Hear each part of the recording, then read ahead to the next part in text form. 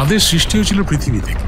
আজ থেকে 452 কোটি বছর আগে একটা বিরাট বড় পাথরের গোলা পৃথিবীর উপর এত জোরে আঘাত করে, প্রভূত পরিমাণে বস্তু সকল মহাশূন্যে উৎক্ষিপ্ত হয়ে একেবারে চলে যেতে পারেনি, বেশ কিছুটা দূরে গিয়ে কোটি কোটি বছর ধরে জমাট বেঁধে বেঁধে সৃষ্টি করেছে চাঁদের। তখন পৃথিবী কি সলিড ফর্মেই ছিল?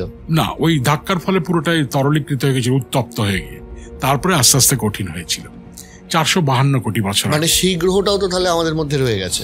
সেই গ্রহ ঠিক নয়, তাকে বিজ্ঞানীরা নাম দিচ্ছেন থেইয়া বলে, THEIA। সেটা এসে ধাক্কা খেয়ে এইটা ঘটনাটা ঘটেছে। এই থেইয়াটা কি জিনিস? ওই সেই সময় সৌরজগতে বিভিন্ন আকারের পাথরের টুকরো ঘুরে বেড়াচ্ছিল, যারা হয় ধাক্কা খেয়ে ভেঙে গেছে, নাহলে আস্তে আস্তে ধাক্কা খেয়ে জুড়ে বড় গ্রহ হয়ে গেছে। এই ঘটনাটা চলছিল তখন। তা সেই জন্য চাঁদের সৃষ্টি পৃথিবী থেকে।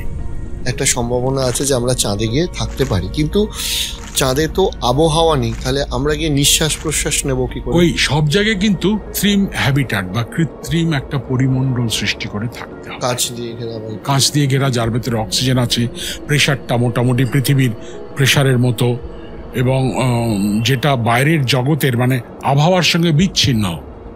সোলার রেডিয়েশন, সূর্যের বিকিরণ ক্ষতি করতে পারে, সেই জন্য যে হ্যাবিটাটটা হবে সেটা যেন ওই বিকিরণকে আটকাতে পারে এমন হতে হবে।